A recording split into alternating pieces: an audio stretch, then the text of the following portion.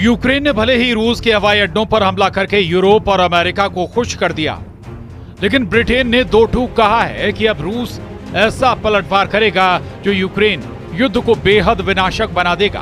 Britain ने तो America से सीधी मांग की है कि अमेरिका जल्द से जल्द ब्रिटेन को ऐसे लड़ाकू विमान दे जो एटमी हथियारों से हमला कर सके। यूक्रेन से खूनी बदला शुरू, जंग में उतरा ब्रिटेन का एटम बम और विनाशक हुआ यूक्रेन युद्ध। ब्रिटेन ने यूएस से मांगे परमाणु बम वर्षा। भले ही यूक्रेन ने रूस में घुसकर उसके 5 एयरबेस उड़ा दिए हों, लेकिन रूस ने साफ संकेत दे दिए हैं कि यूक्रेन ने अपनी औकात से कहीं ज्यादा बड़ा हमला रूसी एयरबेस पर किया है और अब यूक्रेन को उसकी कीमत चुकानी होगी। रूस के 40 से लेकर 41 सैन्य विमान, जिसमें बम वर्षक भी शामिल हैं, तबाह हुए हैं, लेकिन रूस ने यूक्रेन पर नए सिरे से भीषण हमले शुरू कर दिए हैं। यूक्रेनी सेना ने खुद भी माना है कि यूक्रेन पर रूस ने बहुत बड़ा हमला, मिसाइल और ड्रोन हमला किया है, जिसकी वजह से भारी नुकसान हुआ है।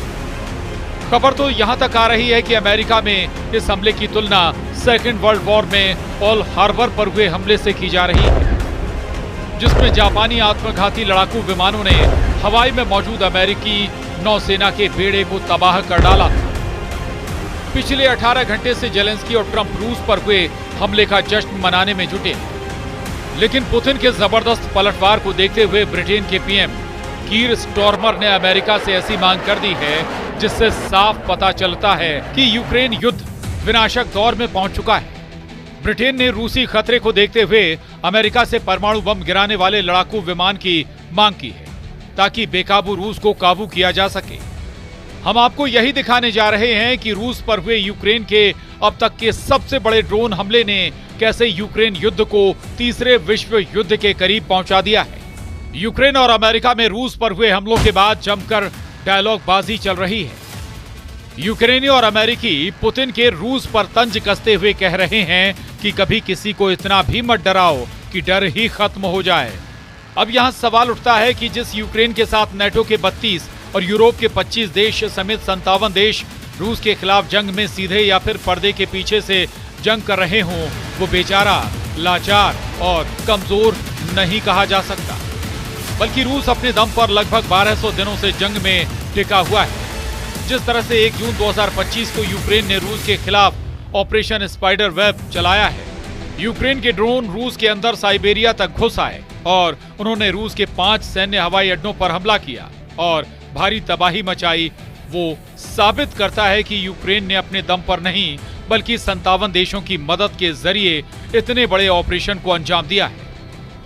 यही वजह है कि जैसे ही रूस के 5 एयरबेस पर खड़े 40 से लेकर 41 लड़ाकू विमान तबाह किए गए, उसके बाद से पुतिन की रूसी सेना यूक्रेन पर भूखे शेरों की तरह टूट पड़ी। इन्हीं हालातों को देखते हुए अब जंग में यूक्रेन का जमकर साथ दे रहे ब्रिटेन ने अमेरिका से मांग कर दी है कि यूक्रेन युद्ध बेहद विनाशक हो चुका है और अब अमेरिका अब ब्रिटेन को परमाणु बम से हमला करने वाले विमान तुरंत मुहैया कराए।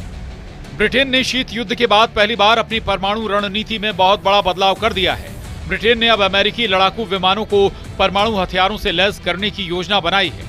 ये कदम रूस से बढ़ते खतरे को देखते हुए उठाया गया है और इसे ब्रिटेन की परमाणु प्रतिरोधक क्षमता में सबसे बड़ा विस्तार माना जा रहा है। ब्रिटिश मीडिया रिपोर्ट्स के मुताबिक ब्रिटेन न्यूक्लियर हथियार दागने में सक्षम अमेरिकी लड़ाकू विमानों को खरीदने के लिए युद्ध स्तर पर बात कर रहा है। माना जा रहा है कि ब्रिटिश पीएम कीर स्टॉर्मर की सरकार इस मिशन पर तेजी से आगे बढ़ रही है, यानी अब दुनिया एक खतरनाक परमाणु युग में प्रवेश कर चुकी है। ब्रिटेन ये दिखाना चाह रहा है कि रिपोर्ट के मुताबिक ब्रिटेन के रक्षा सचिव जॉन हीली और सशस्त्र बलों के प्रमुख एडमिरल सर टोनी राटकिन पारंपरिक परमाणु हथियारों की तुलना में कम शक्ति वाले गुरुत्वाकर्षण बमों को लॉन्च करने में सक्षम अमेरिकी लड़ाकू जेट विमानों को खरीदने की कोशिश कर रहे हैं। प्रधानमंत्री कीर स्टॉर्मर ने इसका समर्थन किया है और माना जा रहा है कि पेंटागन के साथ गहरे स्तर पर बातचीत चल रही है। इससे पहले फ्रांस ने रूसी खतरों का मुकाबला करने के लिए पूरे यूरोप में अपने परमाणु हथियारों की तैनाती का प्रस्ताव रखा था, जिसका जर्मनी के चांसलर फ्रेडरिक मर्ज ने समर्थन किया था। ब्रिटेन के पीएम कीर स्टॉर्मर ने दावा किया है कि मुझे पूरा यकीन है कि ऐसा कुछ नहीं होगा, लेकिन इसी को यकीनी बनाने के लिए ऐसा कुछ ना हो हमें तैयार रहने की जरूरत है। हम रूस की तरफ से आ रहे खतरे को देखते हुए इसे नजरअंदाज नहीं कर सकते। हमने देखा है कि यूक्रेन में क्या हुआ। 3 साल से भी ज्यादा पहले टैंक सरहद पार करके अंदर घुस आए। एक ऐसी घटना जिसको हम अपनी जिंदगी में कभी सोच भी नहीं सकते कि एक यूरोपीय देश पर हमला। रूस ने हाल के हफ्तों में दिखाया है कि वो शांति के बारे में गंभीर नहीं है और हमें तैयार रहना होगा। ब्रिटेन के पास फिलहाल लड़ाकू विमानों से परमाणु बम गिराने की क्षमता नहीं है। दुनिया में सिर्फ अमेरिका, चीन, रूस, भारत और फ्रांस के पास ही जल, नभ और थल से परमाणु हमला करने की क्षमता है। ब्रिटेन की परमाणु प्रतिरोधक क्षमता सिर्फ ट्राइडेंट सुसज्जित पनडुब्बियों पर आधारित है। इसीलिए ब्रिटिश रक्षा सचिव जॉन हीली और chief of defence staff admiral sir Tony Radakin के नेतृत्व में ब्रिटेन की सरकार अब 35 से लाइटनिंग 2 स्टील्थ फाइटर जेट्स को हासिल करने पर विचार कर रही है, जो कम शक्ति वाले B-61 गुरुत्वाकर्षण परमाणु बम ले जाने में सक्षम है। अगर दोनों देशों के बीच यह समझौता होता है तो फिर पनडुब्बियों के अलावा ब्रिटेन के पास लड़ाकू विमानों से भी परमाणु बमों को गिराने की क्षमता होगी। ब्रिटेन के वरिष्ठ सैन्य अधिकारियों ने चेतावनी दी है कि दुनिया एक तीसरे परमाणु युग में प्रवेश कर रही है, जहां रूस की आक्रामक नीतियां, चीन का बढ़ता परमाणु शस्त्रागार, ईरान और उत्तर कोरिया की अस्थिरता और साइबर हमलों की बढ़ती घटनाएं वैश्विक सुरक्षा के लिए गंभीर खतरे पैदा कर रही हैं, जिसकी वजह से हवाई आधारित परमाणु क्षमताओं का डेवलपमेंट ब्रिटेन को इन खतरों का सामना करने के लिए ज्यादा मजबूत और लचीला बनाएगा।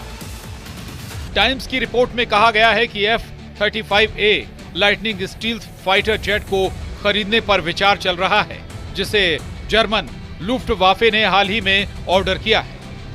हालांकि दूसरे प्रकार के विमानों पर भी विचार किया जा रहा है।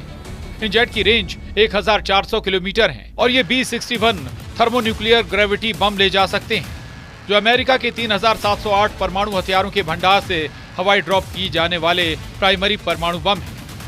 इसके अलावा ब्रिटिश सरकार ने 7000 किलोमीटर लंबी दूरी के हथियारों के उत्पादन की योजना भी बनाई है। इधर रूस के 5 एयरबेस पर यूक्रेन के ड्रोन हमलों से बौखलाए रूस ने यूक्रेन के पूर्वी इलाके में खौफनाक हमले शुरू कर दिए हैं। ज़पोरिज़िया के कई इलाकों पर रूस ने भयानक मिसाइल और ड्रोन हमले किए हैं। हम आपको बता दें कि यूक्रेन के रूसी एयरबेस पर हमले से कुछ ही घंटे पहले रूस ने यूक्रेन पर सबसे बड़ा ड्रोन हमला किया था। यूक्रेन की वायुसेना के मुताबिक कि रूस ने एक साथ 472 ड्रोन यूक्रेन के ऊपर भेजे, जो कि अब तक की सबसे बड़ी संख्या है। इसके साथ ही रूस ने 7 मिसाइलें भी दागी।